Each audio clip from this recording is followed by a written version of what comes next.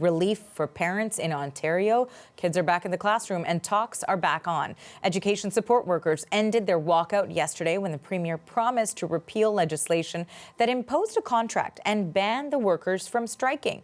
Doug Ford and Education Minister Stephen Lecce held a news conference this morning, and here is what the Premier had to say. I'm so relieved that CUPE accepted our offer, that they showed the same willingness to compromise.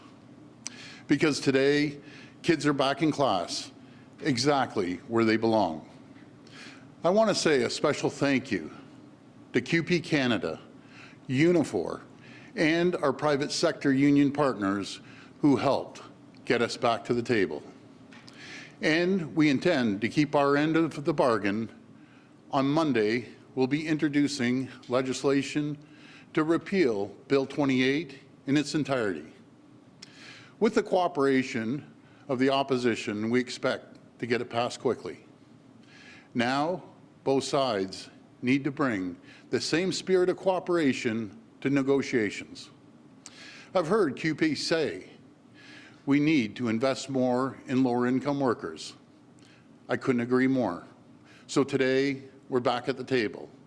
And while I can't get into details, we're back at the table with an improved offer, particularly for the lower income workers. And the CBC's Megan Fitzpatrick is standing by outside a school in Toronto. She has more on what was said in that news conference. Yesterday, he was blaming CUPE for what's happened over the last few days. He was calling their demands, quote, ridiculous.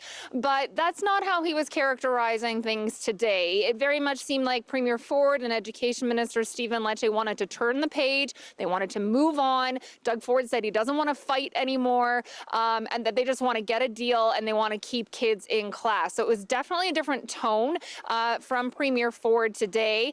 He says they want to get back to the table and hammer out a fair deal. That's what the union says too, that they want a fair deal, but they have slightly different definitions of what fair means. Premier Ford was saying during his remarks too, Arthi, that he has to be a steward of taxpayer dollars and that it is a balancing act, and that negotiating contracts with CUPE has a ripple effect on other public sector contracts that are being negotiated. And so he's saying he has to be responsible with taxpayer dollars. But he did hint that they are willing to give a bit in terms of wage increases to the lower income earners represented by this union. There's a range of workers that we're talking about here: custodians, librarians, school secretaries, education assistants, early childhood educators. We're not talking about teachers here, though their contracts will also be, they're also being negotiated. But Doug Ford wouldn't get into the nitty-gritty, obviously, of exactly what the government is willing to do now, how much they're willing to move.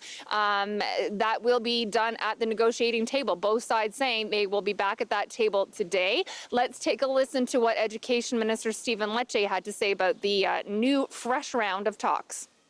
We're coming to the table today with the spirit of getting a deal, a voluntary agreement, a deal we always wanted to achieve on a voluntary basis that protects the in-person learning experience, but also, as the Premier noted, increases those wages to the lowest paid workers within our schools. You know, not those on the higher end making north of 100,000, like, for example, those on the teacher side, but we're talking about the lowest paid. We have always believed we need to give them more. We started with that premise, and we'll continue to make that case at the negotiating table. And the union has said that they are going back to the table with, quote, open hearts and open minds. So we'll see how this goes. Arthi, they're basically back to where they started. No clues as to how long this might take. And the union is saying that it's possible there could be another strike, that they have the legal right to do that, and they might exercise it if necessary. But they're saying they don't want to strike, and nobody wants to strike. They want the kids in class. They want to be at work. But they were very far apart in terms of the two sides were very far apart at the table last week. So there's still some uncertainty ahead in terms of them reaching a deal. When we say no one wants to strike, perhaps the demographic that doesn't want a strike the most is the parents. And I know you spoke with some of them today. What did they tell you about how everything is unfolding now? Yeah, I spoke to some parents who were dropping their kids off at the school behind me this morning. A lot of them were relieved that their kids were back in class. Not every school in Ontario was closed, but many school boards did close schools on Friday and yesterday because they were saying they couldn't operate the schools while these workers were off the job. Some schools had started plans to transition kids back to online learning. That had parents also scrambling for childcare, so they were relieved this morning. But some of them I spoke to were also supportive of the education workers. Here's more of what they were telling me. It was definitely a hectic couple days, but you know what? We overall supported the ECE workers and support staff at the school. So we understood, and we kind of just held it together for the couple of days, and we're happy to be back at school now. Really encouraging to see the labor movement ready to step up and support their colleagues.